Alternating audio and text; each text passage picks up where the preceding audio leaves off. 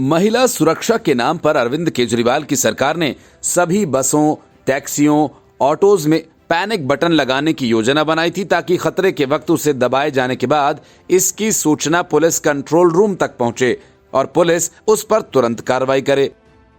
लेकिन अब पता चला कि करोड़ों रुपए ऑटो और टैक्सी वालों से लेने के बाद जो पैनिक बटन लगा वो सिर्फ दिखावटी है।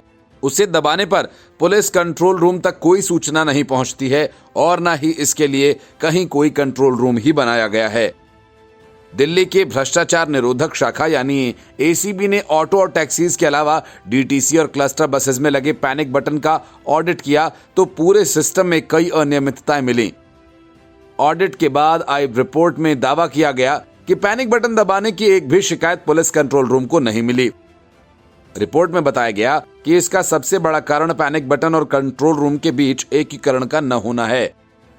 जब भी कोई पैनिक बटन को दबाएगा तो शिकायत बस के ड्राइवर कंडक्टर के अलावा कश्मीरी गेट स्थित मेन कंट्रोल रूम को पहुंचेगी। लेकिन जांच में एक बार भी पैनिक बटन दबाए जाने की कार्रवाई न होने का पता चला। यही हाल ऑटो और टैक्सीज का रहा।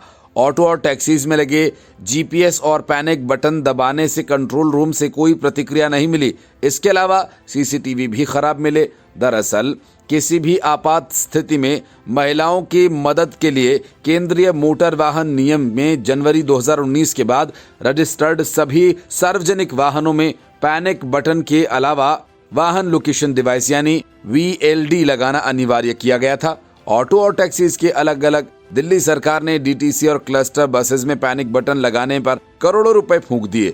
इसी साल जून में पैनिक बटन लगाने और उसके काम न करने की शिकायत एसीबी को मिली थी।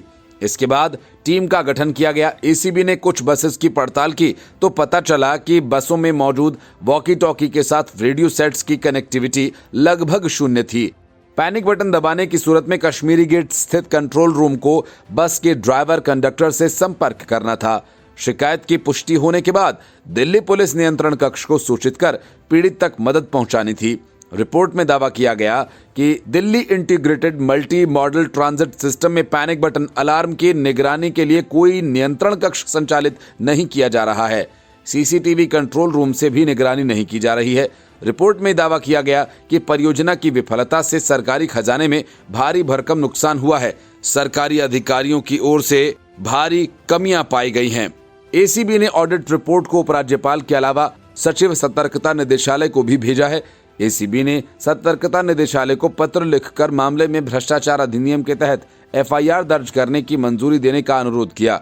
इस रिपोर्ट के बाद बीजेपी अरविंद केजरीवाल सरकार पर हमलावर हो गई। भाजपा ने कहा कि भ्रष्टाचार निरोधक शाखा की जांच से ये स्पष्ट हो गया कि वाहनों में पैनिक बटन लगाने के नाम पर जो घोटाला हुआ। प्रदेश अध्यक्ष वीरेंद्र सचदेवा ने उस पर कहा कि भाजपा लगातार पैनिक बटन के मुद्दे पर आवाज उठा रही थी और बता रहे थे कि केजरीवाल के परिवहन विभाग ने पैनिक बटन के नाम पर करोड़ों रुपए का घोटाला किया। एसीबी ने इसकी जांच सतर्कता विभाग को सौंप दी है। Bureau report, news of India.